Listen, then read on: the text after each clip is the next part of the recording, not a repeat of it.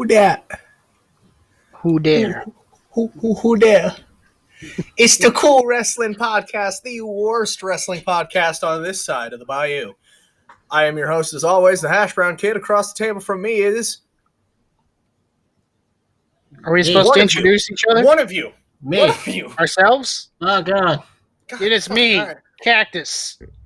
And me, Ray Dolphin. Yeah. Okay, first off, Cactus, I'm just going to tell you right now, there was not enough accent on that for you to fully make me believe that you're actually Ray Dolphin. So let's run that again real quick. No. All right. Really, it's me, Ray Dolphin. First off, Keys. we're opening today's podcast with CZW, Cage of Dick. Wow, there's really like no opening. We're just going right into it this show time. fucking sucked. All right, well, we start off with the Tournament of Death winner, Conor Claxton, taking on the Meat Man, Raw Dog, John Silver. I just had sex. Meat. And it felt so good. That's John Silver's theme song. By Yeah. the way. A woman let me That's not me bragging. My penis inside her. I would never have sex. Premarital sex? Gross. Yeah. No. Disgusting. Icky. Ugh. Oh yeah, Cactus, I wanted to call you out real quick because on Twitter you posted you were really excited about someone wearing a Virginity Rocks t-shirt. Yeah. What if I told you that they actually bought that at a Zoomies and that Okay. it was a designer brand? I don't care. It still doesn't. It still looks fucking stupid and hilarious. I don't care if it's a design brand. I'm gonna buy a Practice Safe Sex shirt from the same company. I could buy a shirt from a company that says "Please show my chest." That doesn't make it any less hilarious. The fact that that's on a shirt and someone's at the gym wearing it. like a shirt. Not that I own this shirt or anything. Definitely not. But a shirt that happens to say "Pull those anal beads like a lawnmower cord." No, I'm not saying I own that shirt. Designer. It's right over there in my Yes. Hmm. That's a Gucci exclusive. Gucci. All right, boys. Louis. Is it something Prada? I don't know. Fuck it. Let's get in this damn match already. Shit. You just want to get CZW over with Yes! so we can talk about Issue the fire. What kind of side? National Wrestling Alliance. NWA. All right. All right. John Silver was running around the corner. Conor Claxton met him in the face with a trash can. Yep. Good old Yep. Sabu spot with a trash can. There's no give on the outside. No. Literally, there's no padding outside the ring. It's just a tarp over what I presume is a gym floor. Probably. Yeah. It's CZW in 2019 we're talking about. Yeah, definitely. John Silver, he stapled money. Stapled money to Conor Claxton's face. While having staples in his nipples. Oh Yeah, Clax stapled dollar bills to his nipples, which is something you should whose not nipples? do at a strip club. He calls him. John He knows him personally. Clax. Clax Yeah. stapled dollar bills My boy to John Silver's nipples. There we go. You can't see it, but every time someone says John Silver, Hash is just like flexing violently. Angrily. Yes. Somebody signed John Silver to a never mind. AEW did it. I just fucking depressed myself. Great. You had to remind us that the Beaver Boys are in fucking AEW. Yeah, you had to remind us that the Beaver Boys fucking jobbed goddamn fucking Moxley in like less than a minute each. Oof. I'm not Ouch. gonna lie, man. Cody is like the biggest attracting thing from AEW for me. Here we go. Going off topic to shit on AEW. What's new? In his defense, we did not say our favorite things of the week yet. Oh, fine. You want to do that then? What, AARP? I'm sorry, I took my headphones off. I couldn't hear you. I thought AAR Fox. Oh, AR Fox. Well, no. No, never mind. Let's just back to the match. It's funny because they think we're doing a bit, but we're not. I actually don't know what the fuck you all are talking about. We're talking about doing our favorite things of the week because we didn't do that. And you got off topic. What's our favorite things of the week? I don't know. You fucking tell me what your favorite thing of the week. You look like fucking Rasputin. That's actually my first nickname I've ever gotten from somebody. My first boss at KFC called me Rasputin because I refused to shave my beard. Nice. That's nice. Pubic hair. Yeah. So, Let me tell you. I'm going to tell you about a spot that happened when we were watching this show. The three of us, me, Hash, and Cactus, were watching this show together. And Conor Claxton hits John Silver with what could be, I'm going to put here in air quotes, a burning hammer onto John Silver, where he hits a chair, and the chair just like fucking his leg hits the chair, and he fucking dies. And immediately after that spot, I just say 2 count. And then there proceeds to be a 2 count where both Hash and Cactus just start laughing uncontrollably. It felt wonderful to predict that. It was like, how did I know that a burning hammer on a chair would get a 2 count? Because this show fucking sucks. It's one of those indie-licious things. Fucking sucks. We'll get to it in the main event, but it's one of those indie-licious things where the best thing that should probably end the match does not end the match. Yeah, let's have the penultimate spot be a really cool spot that should probably finish the match, and then just end it on a really shitty finish. So let me ask y'all something real quick. Is there anything else we need to talk about during this match, or can we just fucking move on at this point? What about the hepatitis tour? Hey, we're not going to bring up me being a child. All right? The hepatitis B. The B is for board. It's for board. That's not a board, Hash. It's a fucking door. That was a board. It was a board. But yeah, there was a board that already had blood on it with barbed wire. Yeah. So it had the added danger of hepatitis. Yeah. Abdul the Butcher be damned. Not everyone's friend Hep A. I think we should also talk about the thumbtack kick pad, because that was actually pretty cool. Oh, yeah. At a certain point, John Silver puts on a kick pad that's covered in thumbtacks, and then just starts giving, was it Kawada knee strikes? Kawada leg kicks. Kawada leg kicks. Yes. to Conor Claxton's face, just busting him open. Conor Claxton, I'm pretty sure, got busted open pretty early in this match. He got busted open on the first spot. Yeah. I don't know what the first spot was. I didn't write it down, but he got busted open on the first spot. Pretty sure it wasn't caught on camera. No, it was. John Silver just ran down to the ring, hit him with something, and then he just immediately started bleeding. You okay there? Okay there, Cookie? Self-flexing. Never. I'm going to show off my non-existent muscles. All right. Let's skip to the finish. The faster we can finish CZW, the happier I'll be. Yeah, look at that. Definitely not doing anything to that. Yeah, Clax takes a crucifix bomb and crucifix bomb into the hepatitis board, and then a chin strike chin strike for the John Silver win. All right, gentlemen, what do you give that match? Give it a 76. It was okay. Okay, this is 67. Oh yeah, we already talked about our ratings for this match. It's a 73 from me. Yeah. Because there was just a point during the event where I asked, hey guys, has anything broken the 70s for you? Or are we all just like, Nah.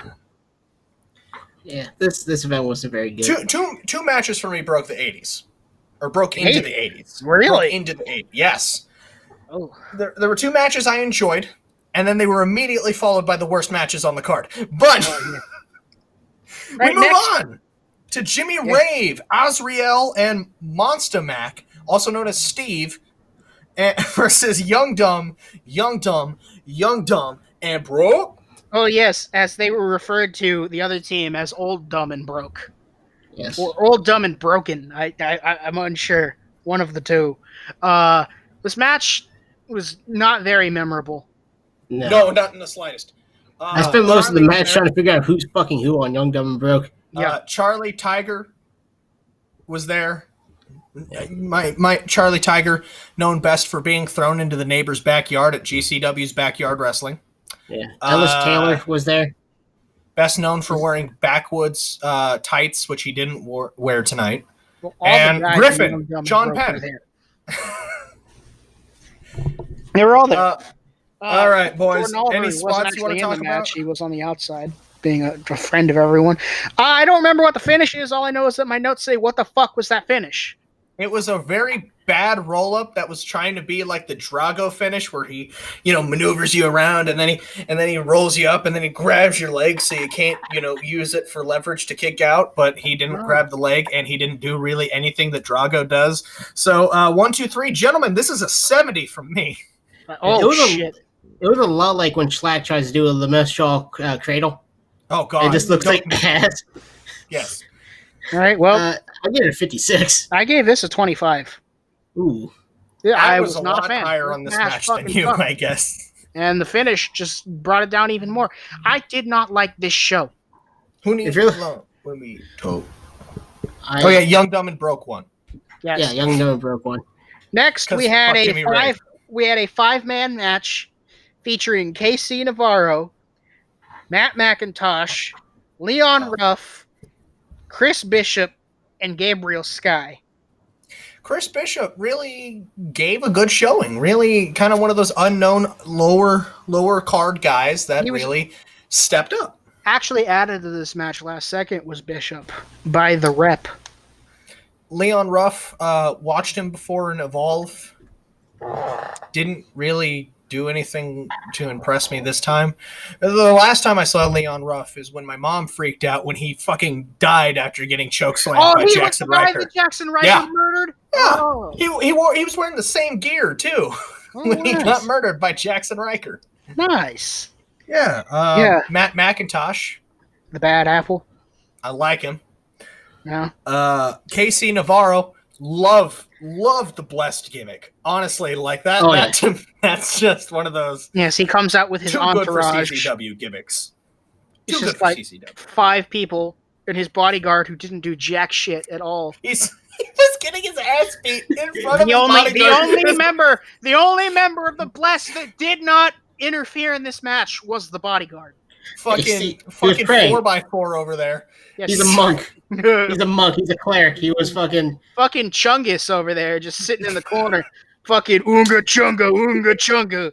Not doing anything. Just sitting there looking all big and bad, not doing nothing. The only person I actually think detracted from the match, for me personally, was Gabriel Sky. Yeah. I didn't like him. He yelled a lot. Like that, I think that was the biggest thing. Like, after every spot he did, he yelled. Yeah, it was kind of obnoxious, and we were at a CZW show, so like that's saying quite a bit. Yeah, to me, like it's not that good. That fucker. Me, like, I can't say that Gabriel. To me, I can't say Gabriel Sky is the worst part because, to me, everybody except for fucking Chris Bishop was completely unmemorable. Yeah, except for a couple of spots where Leon Ruff was good. I thought it was a decent showcase of young talent, and I won't go any further than that. Yeah. It really, I mean, if they're the future of CZW kind of looks bright. However, I see them being picked up by literally everybody else and being treated everywhere else better. Yeah. Except Evolve, because Evolve doesn't pay their athletes. But we're not talking about that. There is one spot that I want to bring up, which was the Leon Ruff spot, where he would like run up the turnbuckles and then flop. Yes, he did like a springboard dive onto nothing. We're all like, wait, what the fuck happened? And then I can't remember who it was. I think it was Bishop. Walked over to him to see what the hell happened, and he rolled him up. That was the second time he did. He did it first, and he just thought it was a botch, and then he did it again, and he fucking pressed the possum, and he got him. Yeah, he didn't get the pin, but he almost did. He hit his right payback trigger button. And Y. Right trigger and Y, because we're using 2K20 fucking controls. 2K20 this time. Yeah. All right, let's get to the finish. For how cool the moves are in the game, as we keep saying today, I just wish it was playable. Yeah. I do too. Finish of the match. Frog Splash from KC Navarro for the 1, 2, 3. Yeah, it's more of a lowdown. Which is a frog splash. What do you want me to call it? The final hour? Like, the Year of the Dragon? More like a final hour, yeah. It's different than a frog splash. You've set it up differently. Ford's frog splash? It looks cooler. I gave it a 77. I give this a 70. For the second match in a row, I give it the highest rating, 78. Wow. One away. All right. Apparently, I like the combat zone more than both of you. Yeah, not surprised. Next match. Nope. We have. Nope. Oh, nope. No. We're talking about what happens afterwards. The leader of the rep, that bald, light-skinned dude, comes out and he's like, Chris Bishop, you did so good in this match. See what happens when you partner with the rep. Now, you can partner with the rep full-time, shake my hand, and be part of the rep. And then fucking Bishop was like, hey, man, fuck you. And then leaves. that was... Casey or Chris Bishop reject joining the rep. I'm sure that's going to play into a storyline for other CZW shows. I'm not watching them. Yeah. I was about to say, like, we're not going to watch the other CZW shows. I will catch highlights on CZW's YouTube channel. Yeah. Now you can talk about the next match of Mark Sterling, Smart Mark Sterling, and the handsome devil, Alex Reynolds, versus... Metrosexual, Anthony Green, and one half the Platinum Honeys. No, the Platinum Honey. Oh, no? Yeah? The Platinum Honey. Oh, the Platinum Honey. Well, just fuck the other one, right? I think she was just there for one match. This match went on way too long. Yes. I'm going to complain about something real quick. Yeah. Boys, go ahead. Tag team deathmatch wrestling. What is the one thing you don't expect to see in a tag team deathmatch? Having to tag? Fucking rope break. Oh, yeah. What the fuck? Ugh. Oh, God. Jesus Christ. I gotta have some rules, I guess. No, you don't. Air horn dick crunch was another good spot. Yeah. Ava, there was a running gag in this match that Ava Everett was the Undertaker. I mean, look, I've heard some pretty good inside jokes before. Veda Scott being the Necro Butcher, but I wasn't getting that one. The Ava Taker. Yeah, I liked a decent chunk of what I saw from her, but see, the thing is with inside jokes, unless everybody knows it, it needs to stay inside. Yeah. If everyone knows it's not an inside joke at that point. Yeah, then it's just a gimmick. But it's not her gimmick. It's just an inside joke. And to put it outside, like, you got to pop because it was funny and interesting, but, like, why did it happen? So we had a match that wasn't very interesting, had a lot of inside jokes, and went on too long.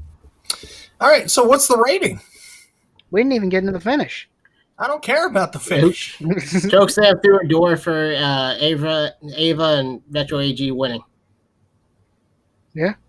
I gave it 50%. So what are you rating it? 50? I gave this like a 35. There's a 33 from me, dog. Nice. Oh, shit. Next, we have actually the only good match on this card. Hold on. Let Hash speak. Hold on. Let me just reach out and touch you real quick. Okay. Every time I see retrosexual Anthony Green, I want to like him. I want to love his character. I want to cradle that character and love it. He's not good enough.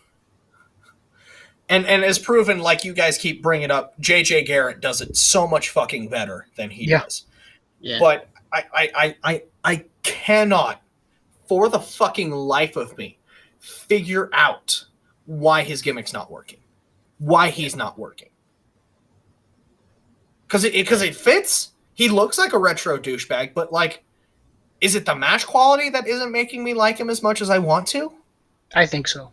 Because every match I've seen him in, I haven't liked. He's just not... I think that's it. He's just not that good. He's just a gimmick and nothing else. Yeah. And he's not like JJ Garrett where he'll do the high spots, so it's at least sort of interesting. Yeah. JJ's pretty good. Yeah. Up next, we have AR Fox taking on the Sauce God, Young Dagger Dick, #RIPX, #RIP Juice. We have Jordan Oliver. Yes. Young Dumb. Which, by the way, okay, so if we're going to talk about our favorite things of the week, Injustice from MLW, Jordan Oliver, Myron Reed, and Snoop Strikes, a.k.a. Coda Brazil, cut a promo. And they're like, Jordan has something to say, and Jordan's like, guys, look at me. I'm cold. He's got no fucking shirt on. He's wearing a prison jumpsuit. He's got no shirt on. He's like, I'm cold. And you know why? Because MLW hasn't gotten me a shirt with my face on it yet. and they just cut a promo about how it's injustice that they don't have their own fucking merchandise yet. Nice. Well, it is. It is. That's just that is a license to print money right there. Injustice continues to be the best part of MLW. Hail Contra! Oh yeah. Okay. I like Contra Unit, but Injustice is just so much better because I like Snoop. I love Myron. And god damn it, if Jordan Oliver hasn't burrowed his way into my heart like a fucking clogged artery. I think, and it might be a bold prediction, I think next year MLW is going to have a breakout year. Well, no shit. Eric Stevens Stevens is wrestling for him in January. Yeah. And Tom Lawler signed exclusively to MLW. And Chris Cross. Why do I keep wanting to call him Chris? Killer Cross. Killer Cross is free agent. Jump. There we go. That's my favorite thing in wrestling this week. Killer Cross is free. Free at last. Free at last. Thank God Almighty, Killer Cross is free at last. Which, by the way, if you're one of those guys who's like, I can't wait to see how he complains about the next contract, man, go fucking hang yourself. Do I have to cut that from the podcast again? No, you keep that in. All right? Drink and drive yourself into a pole. All right? Because fuck you. You're not funny. Killer Cross isn't. I get it. All right? He signed a contract. He has to abide by the contract. We're the people who have been complaining about Luke Harper having to abide by his fucking contract. We're the people who've been complaining. You're the same people that complain about that. So to complain about Killer Cross complaining about his contract is not only bullshit, it's also fake and gay. You can cut that part out. You're a bisexual man. You can say it. Fake and gay. All right. Let's get back into this match because the faster we finish this show, the happier I'll be because then we can jump into the fire. That seems as slow as possible. Like my stepdad likes to jump into fire. Yeah, don't we all? Okay, so yeah, AR Fox and Jordan Oliver. One of my biggest takeaways from this match, AR Fox is too fucking good for CZW. Then again, half of their current roster is too good for CZW. So's Jimmy Lloyd. Yeah. So's fucking John Silver. So's fucking all of Young, Dumb, and Broke. Yeah. In a way, it almost works to their benefit. Because if this was on like GCW, it'd just be another good match. But the fact that it's the only good match on fucking CZW. So is their champion. I think Joe Gacy is a lot better than CZW. Oh yeah, his match kind of proves it. Not to jump ahead. Oh, he was definitely the best part about that. No offense to Matt Tremont's bubble, but, but Joe Gacy is too good to be the champion of this damn company. Which is why he's not being paid by Evolve. Yeah. There's a spot in the middle of the match, closer to the end than it was at the beginning. AR Fox is going for a coast to coast. Jordan Oliver's not even in the ring, mind you. He's on the outside of the ring, kind of like his upper body is where you typically would be for a coast to coast at the bottom of the turnbuckle. AR Fox goes for it, and the camera angle does not help because you see he gets none of it. He does not connect whatsoever. And the commentary is trying to put over how, he just kind of got him. He just grazed him with his foot. Yeah, grazed him. And they probably should have switched to a different camera angle there. But what am I expecting? It's CZW, and this is the year 2019. Yeah. By the way, to answer your question from last night when we watched it, AR Fox is 32 years old. My lord.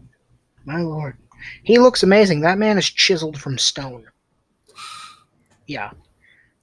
AR Fox looks phenomenal. Jordan Oliver has perfected the gimmick of being that shitty punk kid that you just want to get the fuck off your property already. Yeah. He's the guy, hey, no skateboarding. And he's sitting there fucking skateboarding and flipping you off the entire time. It's like, get the fuck out of here. Yeah, in the beginning of the match, he was chirping a lot at AR Fox, and he sort of sounds like MC Chris. And once I put my finger on it, it made me giggle. Oh, never mind. Okay, then. They both were doing cutters, which was pretty cool. There was like a battle of who's got the better cutter. My opinion, the clout cutter, one of the best cutters in the business right now. There's a spot where Jordan Oliver had looked like he was about to tombstone AR Fox off of the apron onto the floor. That's what I thought, and it would have killed both of them. But he turned around and just hits a tombstone on the apron, the hardest part of the ring. Oh yeah. Which I fully believe because there looked like there was no padding on the fucking ring apron this time. Dude, CZW mastered that shitty indie look feel, you know? Yeah, fucking Jordan Oliver probably shattered his kneecaps. Yeah. Speaking of shattering kneecaps, have you guys ever heard of a little promotion called Lucha Underground? No, never heard of him. Yes. Okay, thank you. I believe it was season 2.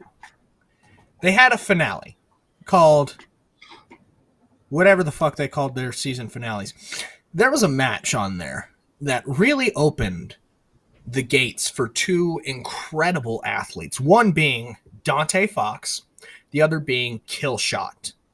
Or as they're known better, AR Fox and Shane Strickland. They had a match called the Hell of War match, which was the penultimate match of this entire feud that they've been having, where Killshot left Dante Fox to die in war, and then Dante Fox came back and was the heel, because of course he's the fucking heel. You left me to die? Fuck you, buddy. Oh, boo that guy. You should have died. You know, shit like that. And, he got a bicycle! So on and so forth. The Hell of War match was probably my favorite match ever done. AR Fox lost a chunk of his back from that match and ended with fucking Killshot Shane Strickland like doing a fucking air raid crash off the top of the fucking temple through like 4 panes of glass. It was a brutal match. Cactus, we got to watch that sometime, man, because you need to fucking see this match. Yeah, fuck Ray. Let's watch it sometime. Well, I just said that because I already assumed Ray Dolphin already watched it. Yeah, I did. You see? There we go. I guess. All right, so let's get to the finish of this match, which I assume you have written down. Okay, so Jordan Oliver in the corner, back against AR Fox. AR Fox runs up, springboards to do like a spider suplex, but also falls, so he fucking dies as well. He lands crunch right on his fucking back. And gets up and does a 450 splash for the 1-2-3. Gentlemen, what do we rate this match? I gave it an 86. Very good match. I also gave this an 86. Oh, fuck. 88. Ring the fucking bell! You got the bell? Do I got the bell? Either. The bell's in the kitchen. Ring it. That'll do, pig. That'll do. Bear Country took on the Rep next. The Rep continued to be the best part about CZW. Can we talk real quick about fucking Bear Boulder? No. And his fucking haircut and his facial hair. He had a fucking flat top mohawk and a Fu Manchu. My man out here looking like Officer Farva from Super Troopers decided to become a wrestler. He, he would really fit in NWA. Yeah. Because he's got that shitty 80s vibe to him. Bear Country would fit in NWA. I have a better than the fucking Dawsons.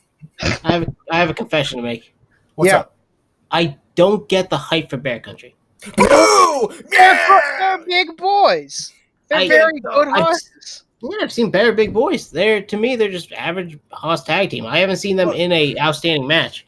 Look, not every big boy could be Yuji Honda and hitting people with the fucking bomb, all right? Not everybody can be that big.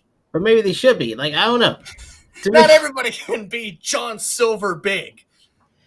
Like, to me, I just don't see... I haven't seen anything special in them in, like, the 5, 6, 7, maybe 10 matches I've seen in them so far. All right. Well, I mean, that's believable. You can't please everyone. Fair enough. But you could try sometimes. A fan who clearly totally wasn't a plant got fucking drop kicked into the Shadow Realm. Oh yeah, he got killed. He's a stunt granny. I'm glad you also wrote that he got killed into the Shadow Realm. Yeah. He fucking died. I wrote that he got sent to another universe. Oh. This wasn't the worst match in the world, but it definitely could have been better. It was a solid big boy tag team match. We had a sick ass apron power bomb, where it looked like there was zero padding. You could see the metal part of the ring when he took that. It was crazy. Dave McCaw, shout out to you, buddy. Yeah. Shout out to him for taking that sick ass move. The biggest takeaway from this match, the biggest detractor from this match, is the crowd was extremely silent through most of it. Yeah, the crowd was silent for most. Yeah, all 5 of them. Yeah. and I'm not saying that to be like a certain man who just recently retired from commentary. High five, everybody. Yeah. No, I'm saying that because, like, when you look at CZW during its highlight, even during the fucking Tournament of Death, there was a large following of people.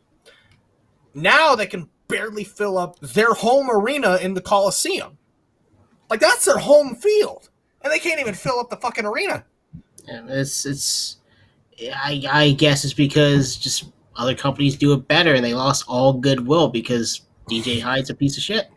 Yeah. Thank God he's out of the company. Oh, wow. Spoiler. Who gives a shit? It's the Cage of Death. All right, so the finish of this match. Yeah, the Rep do Roppongi 3K's finisher for the win. They do? What's Roppongi 3K's finish? Yeah, it's the fucking flapjack and STO combo. What do they call that? The Flim Flam? Yeah. They call it the Flim Flam. I forgot what RP3K calls it. What, a flapjack and a T or in a what? Yeah, what STO. the fuck? STO. No, not an STO, because that goes the other way. Not a fucking downward spiral. Sorry. Yeah, there we go. There we go. A reverse STO. God, could you imagine how the fuck that was? Like, I spy by STO, I guess. All right, boys. I gave that an 80. I gave that a 78. I gave it a 79. Wow, look at that. Wow, look at that. Making moves. Oh, next we have a match that when I initially saw it and heard the stakes, thought this should have been the main event. But with how this match played out, I'm fucking happy it wasn't. And I'm still angry because the actual main event was shit too. Matt Tremont versus Joe Gacy for the CZW title, as well as if Matt Tremont loses, DJ Hyde's punk ass is out of the company forever. Thank fucking God. Don't let the door hit your ass on the way out. Yeah, so Joe Gacy comes out. He's got a mask on. He goes to take it off and it gets stuck in his hair. The mask gets stuck in his hair and he's trying to be all serious. He rips it out of his hair.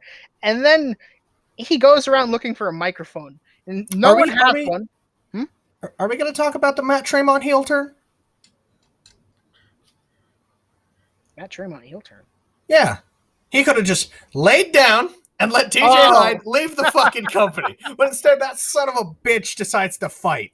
Well, that hadn't happened yet with what I'm saying. Yeah, Ray was getting there. Joe Gacy goes around, looks for a microphone, comes in, says if he wins, DJ Hyde's gone. Everyone cheers. Yeah. And then he asks Matt Tremont to lay down for him.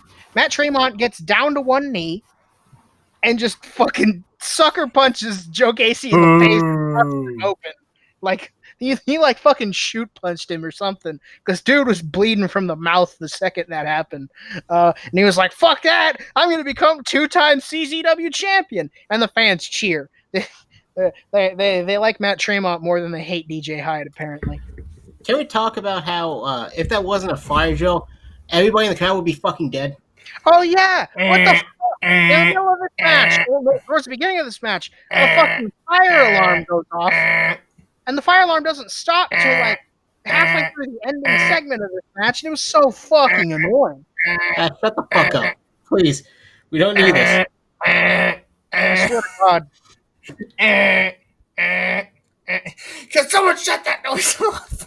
Yeah. When I mentioned this in Cool, because I watched this before either of these two, because we're having technical difficulties watching it together.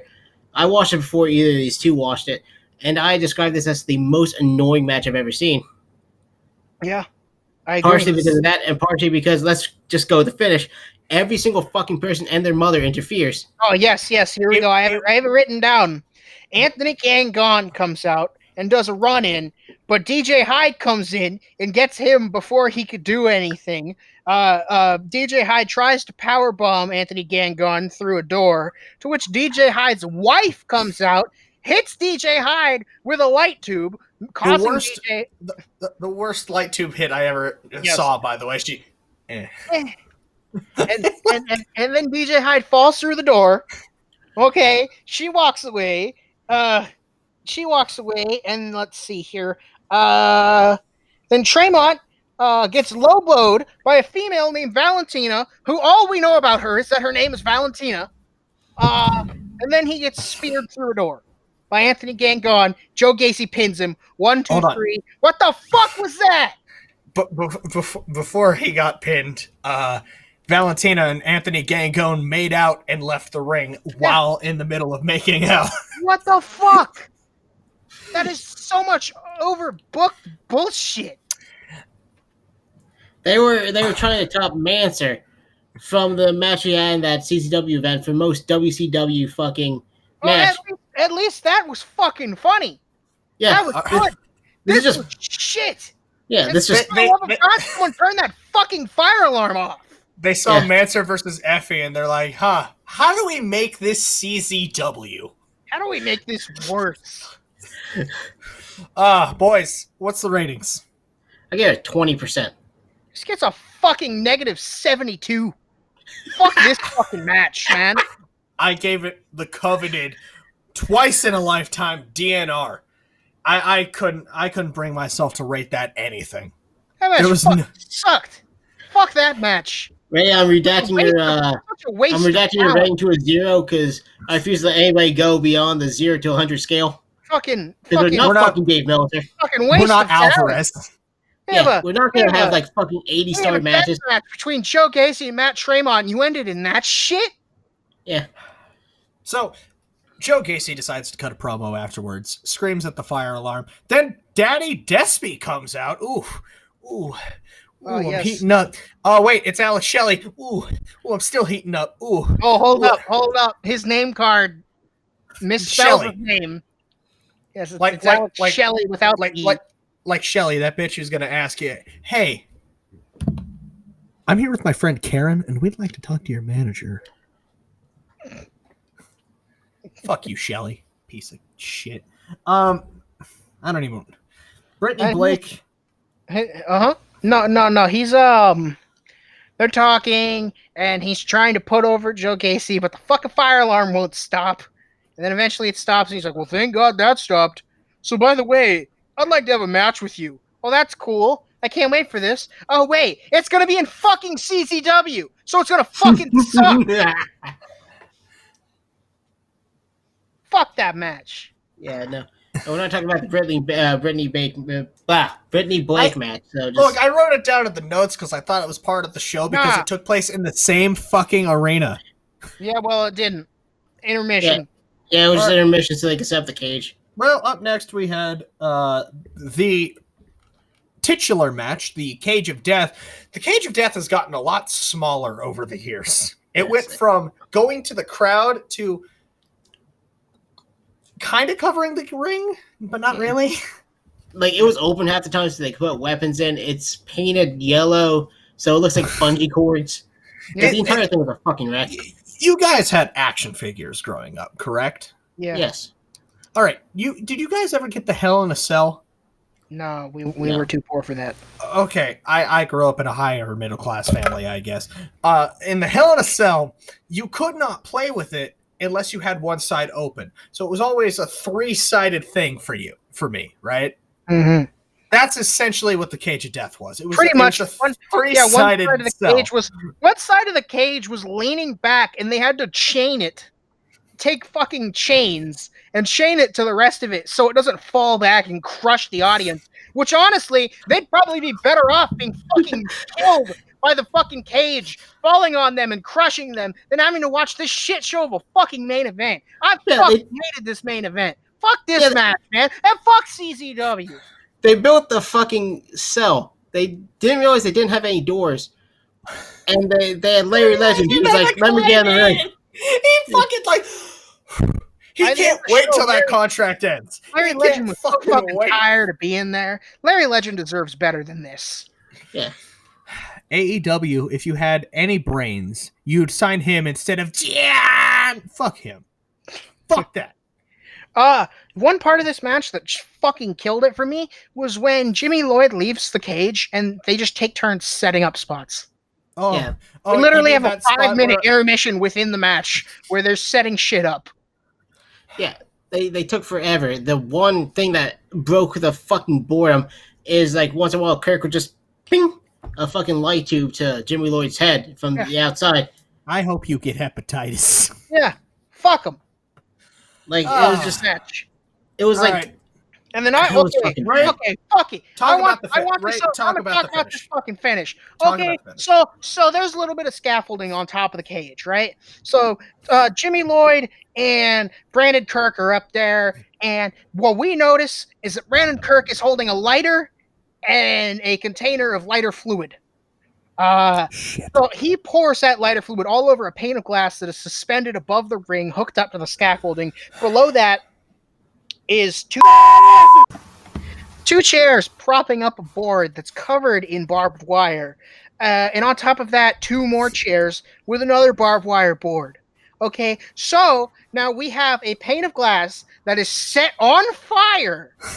A solid maybe 10 feet drop, a 10-foot drop after the glass through 2 boards of barbed wire. Brandon Kirk takes this spot. Jimmy Lloyd climbs down the cell or the cage, and I get it. You know, you take a while to get to the pin. It's fine if there's a kick out, but not a fucking 1 count. He kicks out at fucking 1. Okay, and if the guy's gonna kick out at 1, okay, maybe he'll win. Make him look like a total fucking badass, right? No, he gets picked up. Fucking Jimmy Lloyd hits him with a fucking Joker driver through a pane of glass and pins him for the 1, 2, fucking 3. God, this show fucking sucks. I hate CZW. So safe to say you gave it a 0. I gave this a do not rate. This match didn't deserve a 0. All right, Cactus. I gave it a 49%. Give it a 1. Yeah. I gave it a 1. Fucking sucked. Yes. Really good deathmatch wrestlers in a shitty match. So here's. Do you have a cool rating for this, Cactus? Fucking CCW percent. This is exactly what I expected from fucking CCW. Because I am going to go off on a little anecdote. CCW, at the time, I remember it, and the time that I most associate with it, back in like 2003 to like 2006, you know, times along there. This was one of the best companies to see guys going out there and doing what they love and killing themselves for everybody. Guys like Nick Gage, guys like Necro Butcher, guys like Matt Tremont, so on and so forth. Thumbtack Jack. Those guys don't exist anymore in CZW. While they're there, while like Matt Tremont is there in name only, it's not the same company that it was back when I wanted to watch it. So to me, this event was probably the worst thing I could have watched. It ruined the company that Ruckus built, that Drew Gulak built, that people have worked. They have bled hard, but the bullshit behind the scenes, the shit that happened only when DJ Hyde took over. DJ Hyde was a cancer to this company. And if anything proves anything, Danzig went to Zandig went to GCW. DJ Hyde stayed in CZW. GCW is the better company. So if we want to talk about who's the better owner and who has led their companies to better better and bigger things, GCW is definitely the thing. Zandig might not be fully running the show in GCW. That's Brett Lauderdale's baby. But what DJ Hyde has done with CZW is a fucking mockery to Ruckus, to Matt Tremont, to Nick Gage, to fucking everybody, to Jimmy Lloyd. For fuck's sake. Jimmy Lloyd wore a shirt in a Tournament of Death that said CZW is pussy, and I cannot think of a better thing to describe this fucking company and the situation it is in other than CZW is pussy. Fuck CZW. Fuck the name they are built, and fuck DJ Hyde. If you got a problem with me, I have no problem fighting you. I'm not going to win the fight by any means. I'm not a guy who could win a fight. But I swear to God, I will fucking beat you within an inch of your life. If I'm going down, you're going down with me. You stupid, fat, bald sack of fucking dog shit. I hope you burn. Yeah, fuck that guy. Jesus Christ. Well, all right. Speaking of fire, into the fire! We got a good show! Let's go! It's about damn time. This show is fun. Oh, I loved it. I fucking love NWA. Look, I mean, to go from an event that shitty to talk about an event that was actually good, it's a weight off my titties. we start off. We actually opened the show with a little vignette with Stu Bennett talking about the NWA, which is really good. And God bless them for bringing him in. Stu Bennett is so good. I just wish he was still wrestling. Yeah, maybe one day. But he's a tremendous personality and an amazing replacement for Cornette. He's gonna be getting this bull hammer. He's getting it. All right, so Constable. We open the match, or our opening match is Eli Drake. Dummy, yeah. Versus dummy. Mr. Ken Anderson. Yeah, Mr. Ken Anderson.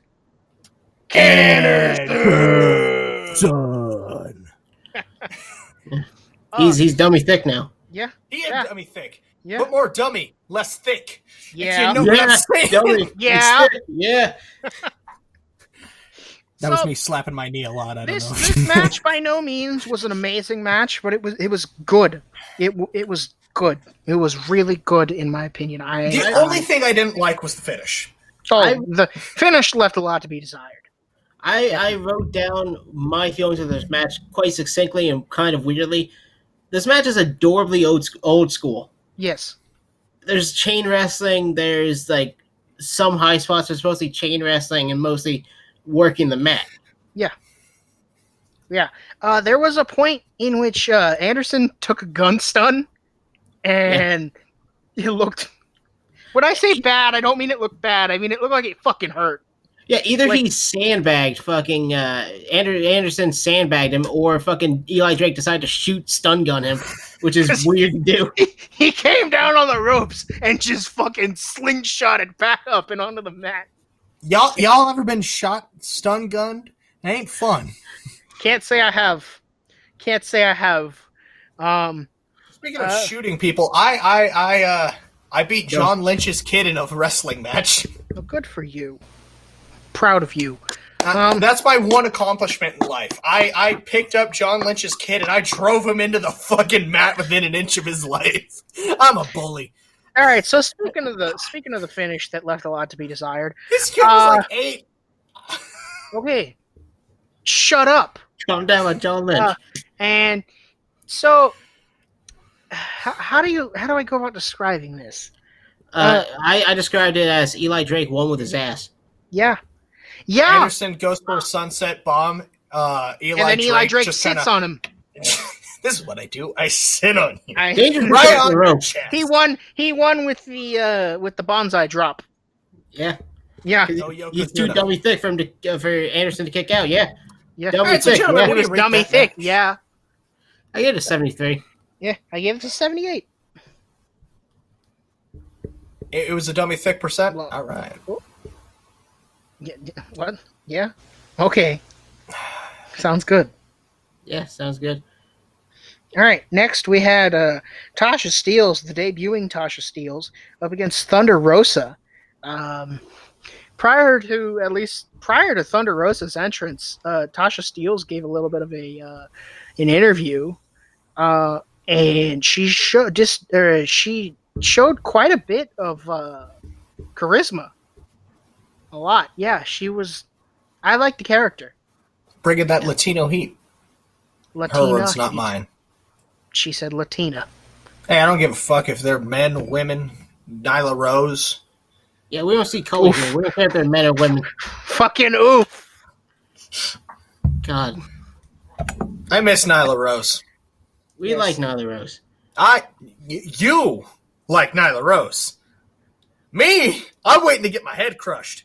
If you catch what I'm saying. My lord. Bazinga, let's go.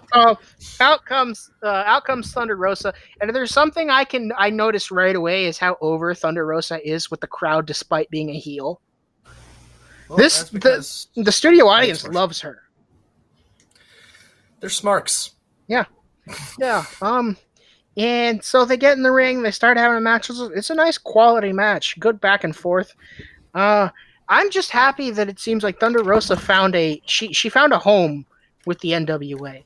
Now, I'm not saying that her career was on a downward spiral, but she wasn't in the best place prior to joining the NWA, but she's found a home. Yeah. Good for her. I really enjoyed this match. I enjoyed this match. The one problem I had with it is that it didn't go long enough, which is a good problem to have. Yeah, if they go 5 more minutes, it would have been in the 80s, maybe even the 90s. Definitely. Anything to say on it, Hash, before we get to the finish? Thunder Rosa is a shoot mixed martial artist. Yeah. She could probably kick your ass. Yeah. I mean, she actually... before you get a chance to have it crushed by Nyla Rose. Her and Sexy Star actually both fought on the same card as Tito Ortiz versus Alberto El Patron for the WWE title. Oh, yeah. He lost his WWE title. They give them replicas to keep, and he lost it in a mixed martial arts fight to someone who can actually fucking fight. Tito Ortiz did what we all want to do. Choke out shit out of that fucking cokehead. Choke out Alberto El Patreon. All right, let's get to the finish of this match. Double foot stomp to the back of Tasha Steelz. Yes, and in a losing effort, she still looked good. Can't wait to see more of her. Yep. I gave this match a 75. I also gave it a 75. And I agree with Cactus that had this gone on a little longer, got maybe 5 more minutes, definitely would have been in the 80s for me. Ash? I actually gave it a 77. Oh, wow. That was all right. Yeah. That was all right and fair. Yeah. All right. Next, we had the most over man in the entire fucking universe, the Questionmark. He came out with Aaron Stevens holding the beautiful Mongrovian flag, which has a question mark on the center of it, what looks to be an armadillo and an emu. Yeah, let me paint this picture for you. There's a fucking emu and a fucking ostrich or whatever on this fucking flag. There's a dude in a fucking traditional wrestling mask and tights with a fucking question mark on it, and there's a fucking guy with a gi on right next to him. And this is the company that the guy who fucking calls other promotions pajama cosplay wrestlers. This is the company that he used to work for. So Aaron Stevens and Questionmark are in the ring, and Aaron Stevens tells us that Questionmark is a award-winning singer and whatnot in Mongrovia, and that he's going to bless our ears with the Mongrovian national anthem as they present the flag. Exactly. See, my favorite line from this promo was the first one, because Aaron Stevens starts talking to the mic, and he's a heel, so he's getting booed, and he says, "Tonight is a shut up." I lost my shit. He continues to be the greatest thing that WWE missed out on. Yeah. They really fucked him up. Definitely. Because he's amazing on the mic. Truly has just one of those things. He made a Liberace gimmick work for the few weeks he was in fucking TNA with it. Yeah, he's tremendous for character work, and I cannot wait to see Tropical Pirates. That man can literally turn chicken shit into chicken salad. Cody, he says he can. He can't. Stardust sucked. Yeah, that's right. Yeah, fuck you guys. No, Aaron Stevens turned a fucking stunt double gimmick into the most over thing in the company, and yet somehow they fucked it up. Rusev. Angry. I think he'll.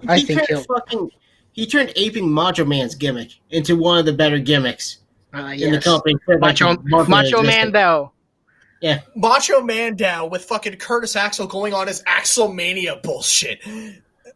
Before he said the N-word and famed Hulk. Oof. Yes, it was Curtis Axel on the sex date with Bubba the Love Sponge's wife. Sorry, brother. Axelmania, brother. All right. And before any of us say anything that'll get us canceled, Trevor Murdoch came out, interrupting the Mongrovian national anthem, and came down to have himself a good old-fashioned wrestling match with the Questionmark. By the way, Trevor Murdoch, you owe me a White Claw, you son of a bitch. You just barely escaped me last time. Next time, I'm gonna get your fucking punk ass. I'm not gonna add context to that. You know? if you know, you know. So, as for this match, it's a match with the Questionmark and old man Trevor Murdoch. What did you expect? You know? It wasn't good. No. But who's watching this match for a quality match? You're watching this match to see the Questionmark do some karate. Which he did. Yeah. Murdoch kicked out of the throat thrust. So that's why he hit the doubles. Yeah. So I guess we'll get into the finish. After Murdoch decides to desecrate the Mongrovian flag, enraged by this act of defilement, Questionmark murders Murdoch with a double throat thrust, thus avenging his nation and the world. Hail Mongrovia. Hail Mongrovia. I want NWA to be full goofy, and like the next time Trevor Murdoch shows up, he's in like a full body cast. No. He'll be the dude from SpongeBob. I was born with glass skin or glass bone. I break my legs. Every night I break my arms. And I cry myself to sleep as every bone shatters in my body. And I wait for my heart attacks to put me to sleep. They fucking wheel him out to the ring in an iron lung. Is Iron Lung by Black Marvel going to be playing in the background, though? I hope so. It's a good song. Oh, Iron Lung. All right. Are you at the house? What did you rate this match? And I'm definitely going to include the opening segment in my rating for this match. I'm not. No? Because we've talked about this before. Just because the opening segment is great doesn't mean the match is. This match was bad. I love Questionmark. I don't mind Trevor Murdoch. This match was bad.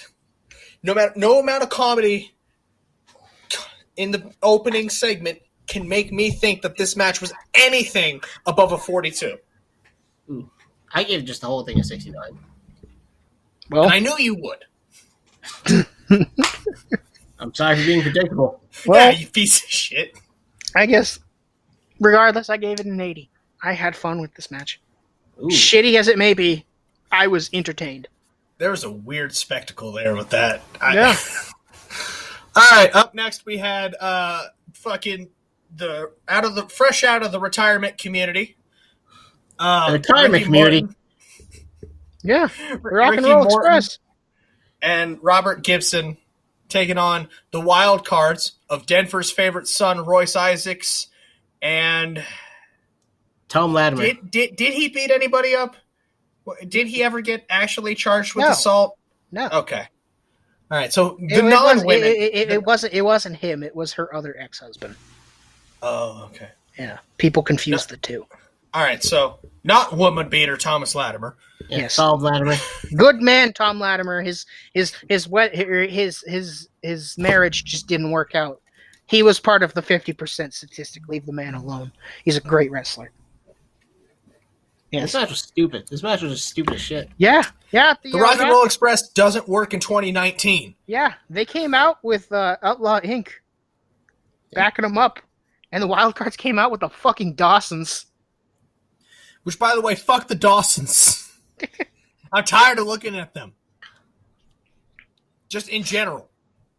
Yeah, so this match had a combined fucking 8 people involved in it. At a combined age of fucking 6,000, and and most of that's the Rock and Roll Express. Half of that is the Rock and Roll Express. I'd say 75%. Yeah, I'd say like 93. My only real note for this match is that one of them, the white-haired one, did a suicide dive. Gibson did a suicide dive. Or no, Morton. Morton? I don't know, man. One of them did a suicide dive. Lazy eye over there. Boys, what do you rate this match? You go first. You go first. Give it a 48. 52. 25. Oof. I felt the Rock like and Roll Express doesn't work in 2019. I'm not gonna lie to you. I'm not gonna lie to you. In retrospect, I thought my rating was too high. My rating was originally a 52. Hey, ring the fucking bell. No, I avoid ringing the bell. Oh, I'm sticking with 48. Boo! I turned on you. He denied us the bell. Cactus just turned heel. Up next, Allison Kay and Ashley Vox takes on Marty Bell and Melina. Oh, wait, Ashley Vox got her shit pushed in by Thunder Rosa earlier in the night. So who's coming out? Oh, shit! It's one dirty bitch! It's my girl! It's ODB! Let's rewind a little bit. Let's rewind a little bit. And between this match, this match and after the last one, Good News Barrett announced the return of the NWA TV title. Oh, yes. It looked good. It was beautiful. Yeah. So are we gonna? So what are we gonna storm NWA Studios and beat the shit out of that North American title? That absolute fucking monstrosity. Well, Dolphins already got a jump on us. Oh yeah, yeah. Because I will be attending NWA Hard Times, baby. Hard Times, where I'm gonna beat up I'm gonna beat up the I'm gonna beat up the North American title. Remember that video? It's on site. Video in 2018 of that one dude who said, "I texted this girl and her boyfriend sent me this," and the dude's punching the fucking camera and then jumps ass first into the camera. That's what Ray's gonna do. I'm gonna rush the ring and I'm gonna beat up that belt. God. What? God, that belt's fucking disgusting. Oh, I don't know why that was a good idea. It's gross, but it's good that it's on whoever won that match that happened later on the card. Yes, that we didn't spoil for you before. Yes, definitely. Third degree. All right, on to the tag team match. Allison Kay and Ashley Fox takes on Marty Bell and Melina. Blah blah blah. Oh shit! It's ODB, my girl. Continue. At a certain point, Allison Kay hits. I believe it's called. Is it the AK-47? Her crunchy. Probably. Yeah, and it was called a pile driver by commentary, and I had to ask, is the crunchy a variation of a pile driver? Essentially. To which Cactus said, I said that basically anything that you drop somebody head first, you can fucking make an argument that's a modified pile driver, like a fucking guillotine choke pile driver, or as some people like to call it, DDT. That you can make an argument. Hold on, did you say guillotine? Yeah, it's a guillotine choke. Yeah, It goes. Yeah. All right. What other wrestling podcast has weird random death grips references? Probably. Yeah. All right. This match was meh. Yeah, no, I mean for the hype that this event had up until this point, it was at this match where it all falls down. Yeah. I'm starting to turn ODB's gimmick. Usually, I don't like these gimmicks where somebody who's scummy, like fucking. I still hate the fucking session moth, but ODB, she's starting to charm me because I'm starting to get it. It's the maybe the one or two good qualities about the session moth gimmick mixed with what would happen if fucking Otis was a girl. Yeah, pretty much. I enjoy that. Look, the more shit you talk about the session moth, the closer I am to just buying that ticket to Florida and just whooping your ass. I know where you live. I just don't like scummy gimmicks. That's just I wish there was a better term for it than scummy because I don't want to say that. Trailer trash. Yeah, literally, her gimmick is white trash. I don't like white trash gimmicks. Did you not watch when her and Eric Young got married and she was in a fucking bra and panties that was camo and he was in a fucking Speedo that was fucking camo and they got married? They were the women's tag team champions. Yes! Eric Young. Oh man, TNA Eric Young, so former TNA women's tag champion. With ODB, at least, I can see the hype, and I can at least admire it. I don't have that with the session. ODB is great. She's a tremendous character, and she's actually not that bad in the ring. Well, okay, in her prime, she was not that bad in the ring. Before she looked like fucking Axl Rose. Yeah, she looks better than Axl Rose. Oh, wait. Look, I can actually stomach looking at ODB. Yeah. Fuck Axl Rose. And if you like Guns N' Roses, I'm not going to talk shit about your opinion because everyone has a right to their own opinion. Yeah, we're not going to talk shit about your prison opinion because I doubt this podcast is going to be played in your local prison. So you're probably not going to hear it anyway. Yo! But yeah. Oh man, let's get to the finish. ODB hits an awful TKO for the win. It didn't look good. Ratings. Hey. 60%. 60? I gave this 63. Ooh. Give it a 55. Oof. And even though it wasn't a super good match, I still love the event so far. Holy shit. Wasn't bad enough to bring the event down. For a show that I loved exponentially more than the CZW show, these matches are just getting so bad of ratings. You don't watch this show for fucking barn burner amazing 10-star matches. Yeah, I watch NWA. I watch NWA for the characters. Yeah, that match, it was a 60%. It was a fun 60%, which I would take any day over a boring 70%. Yeah, give me that match over the fucking Cage of Death match any fucking day of the week. Yeah, the problem is that like ratings are binary. You know, you go from 1 to 10 into a line when really it's two-dimensional because there's quality of the match and enjoyment you get from it. Right. Exactly. We're rating it on quality of the match, but the enjoyment's a totally different factor. It was just an enjoyable show. I dig the 80s feel. It's actually made me go back and watch some fucking NWA on the WWE network. Like, I've actually started fucking watching that because it's like, man, studio wrestling was fucking cool. Yeah. Yeah. It was fun. It's a fun show. If like somebody was like, hey, let's watch a event that you just have on hand, I'd probably show them this because it's fun. Not like it's super technical, so like it's easy for people to get into, and it's fun, so it's easy to get people into. And every match isn't like a fucking 20-minute fucking slog, like the dub. AE-Dub, AE-Dub, AE-Dub. There you go. You guys have finally seen it. AE-Dub, AE-Dub. You guys have finally seen it. Yeah. For those of you who can't see, which is everyone, he was pantomiming jerking a cock off into his mouth. Good old throwback to one of our first episodes. I don't know if you guys have noticed, but I was jerking a cock off into my mouth. Best preview to date, honestly. All right. Next match on the card. Boom, boom. Colt Cabana versus... I ain't calling him Stroke Daddy. Stroke Daddy. But I'll call him Absolute. Is he Ricky gay? Starks? No. The so he's metrosexual then. The ladies call him Stroke Daddy. I have PTSD now. Anytime Hash pauses while talking about a match, because I feel like I should be screaming, "You're fucking with a different boy." Like I have PTSD from all those times. Versus? You're fucking with the former. Oh my god, we didn't even pause for it. Man, that's how much we hated the fucking Cage of Death. No, that show did not deserve You're Fucking With a Different Boy, okay? Versus the best thing going in the National Wrestling Alliance, Aaron Stevens, third degree karate Mongrovian champion, by the way.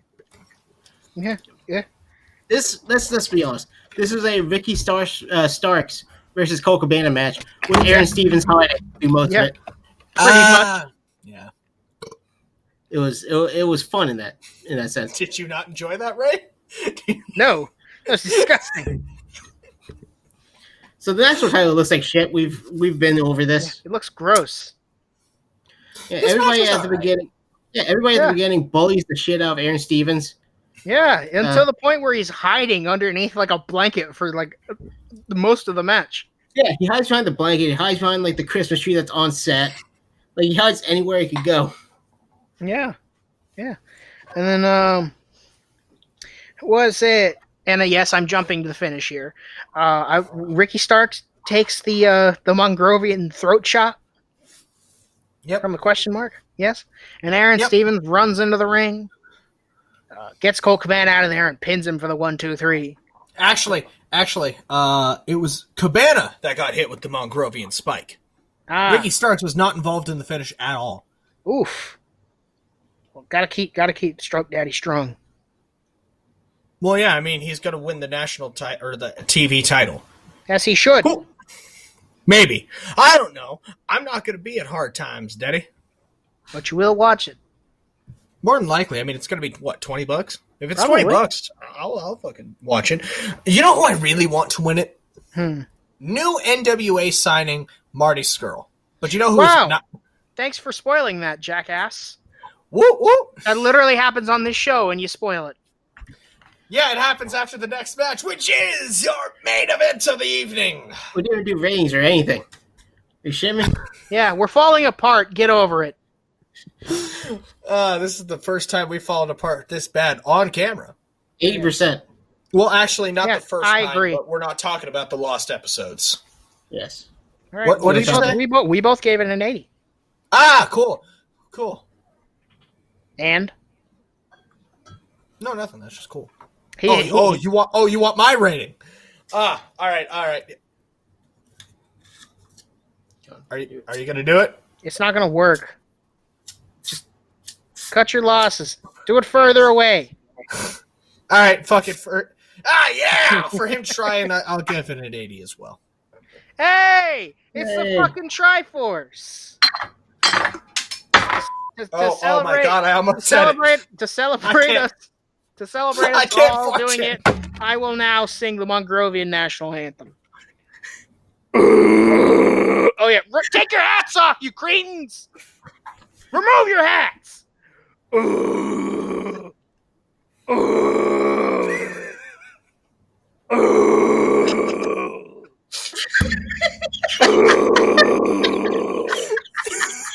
That has been the Mongrovian national anthem. Oh man, where can I buy your black metal album? Holy shit! I was digging that. Oh, we know that's gonna be the entire preview. All right, fuck! We've got the main event. We've got Nick Aldis versus Sorry about your damn luck. Sorry about your damn luck. Next rednecks, all my friends.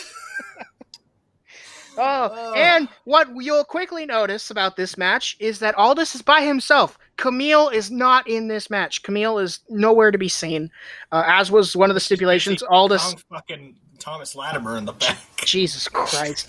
Aldis said that KEWL would not be at ringside, and he held his word. She's not there. Now, the stipulations of this match, as were stated prior to this match, this is a 2 out of 3 falls match, and each fall has its own referee. Yeah. Is it Brian Hebner? Brian Hebner. The first referee is Brian Hebner. The second referee is Tim Storm. And the third referee, if need be, will be determined via coin flip, coin toss. Yes. Yeah. Which ensures that fucky shit's gonna happen. Oh, definitely.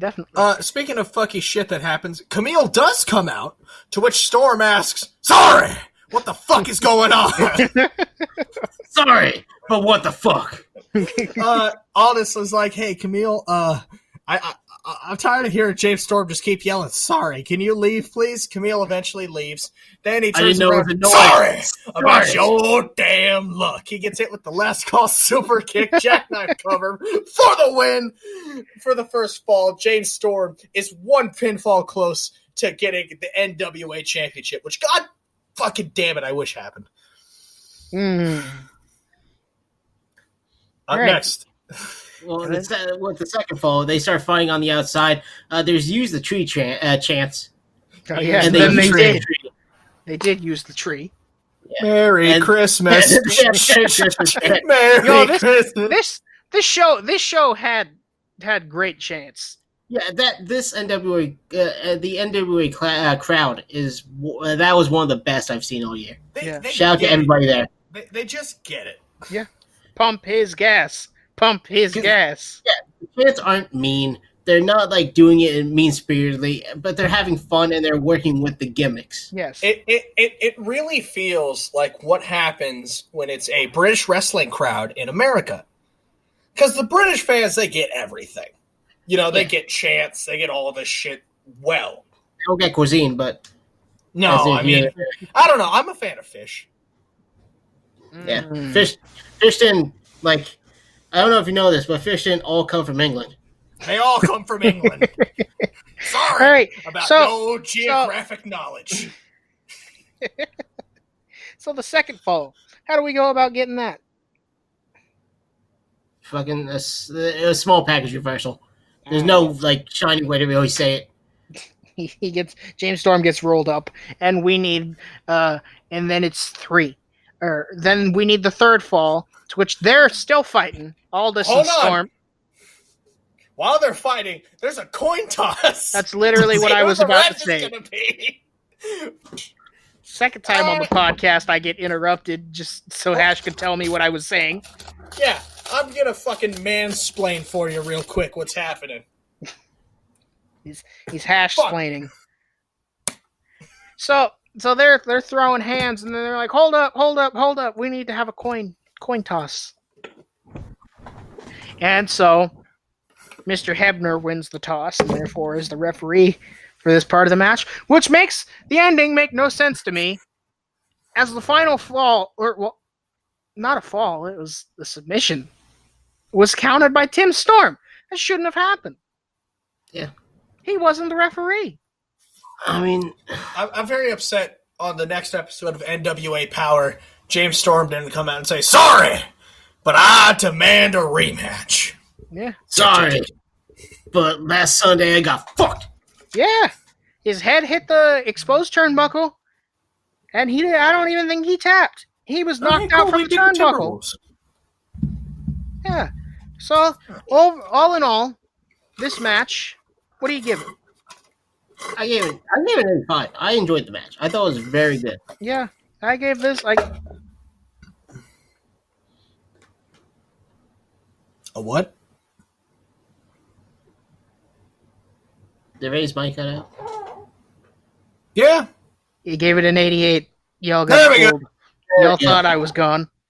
Sorry about your damn perspective. I was punked. Yes, you were. Well, I'm Ashton Kutcher. This is Punked. Actually, a real big fan of these NWA classic matches. Yeah. It really makes the title feel big.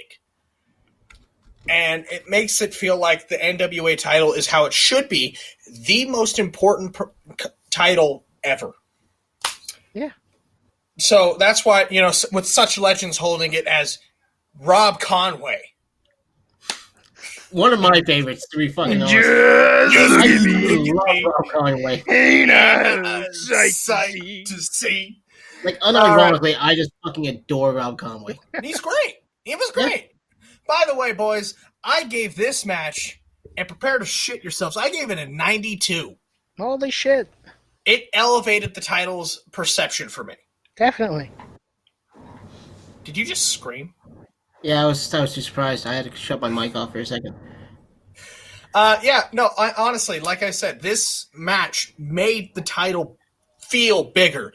And you know what made it feel even more bigger? Who came out after the fucking pinfall? Whoop,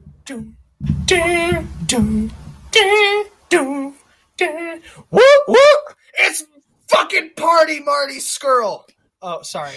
The villain. My bad. The Party Marty was the real villain. God, Party Marty Scurll was on a fucking dating show once. Yeah.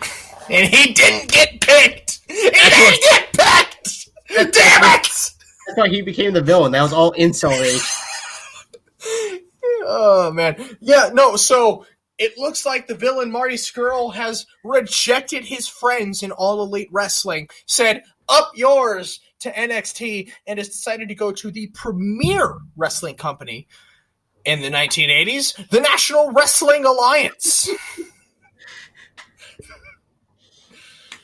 All right, boys. What do we think about that? I mean, this is a huge fucking deal, right?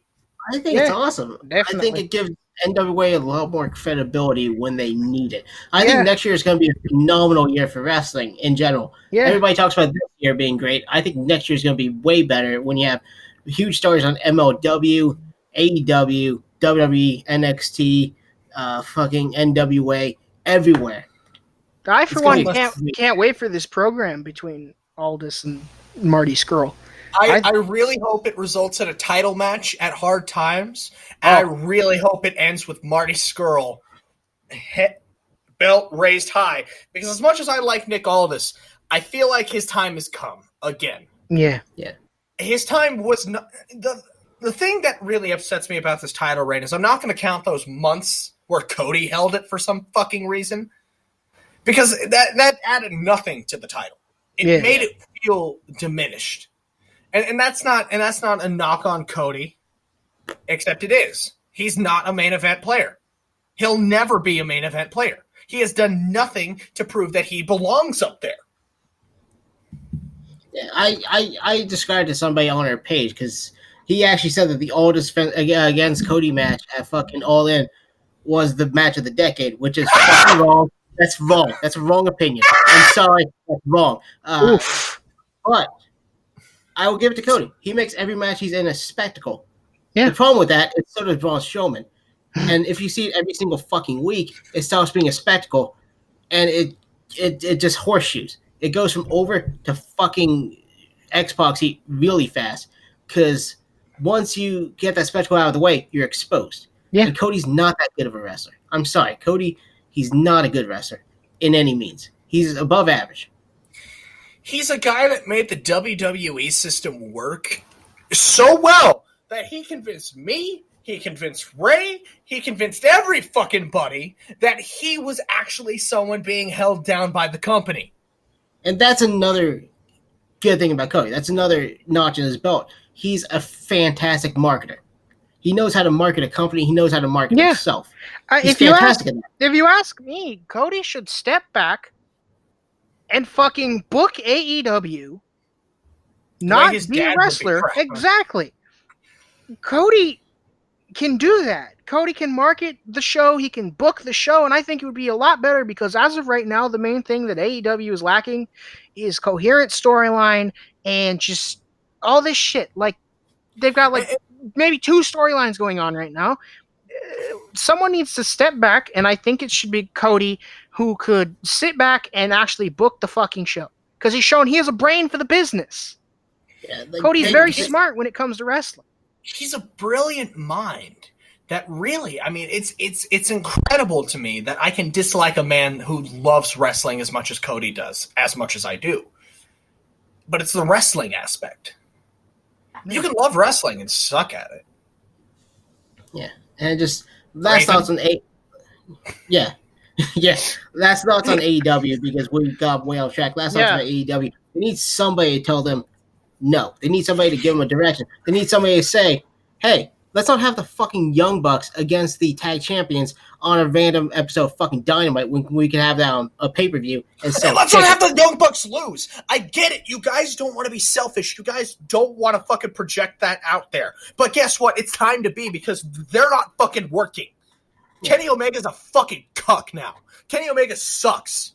All right? Yeah. Fucking Adam Hangman Page or like Adam hang yourself. Oof. And with that, I think it's a good time to end the podcast this week. Like Adam turn the page and start anew because